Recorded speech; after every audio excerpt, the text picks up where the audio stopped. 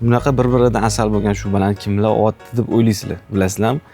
Aynan qizlarni sarpasiga olishyapti. Kim meni kelinim bo'lsa, mana shuni hammasi o'shaniki. Bilasiz, qizingizni to'yini bir marta qilasiz. Orzu-havasingiz juda kuchli. Bitta olib berasiz, maza qilib keyin kiyib yuradilar. Mehmonlarga borganda ham faxrlanib kiyib keladilar. Onam olib berganda, mana shu shubani deb. Imeni bizning do'konimizga kelsangiz, 2 yil ofitsialniy garantiyasi bor. Vishi sort.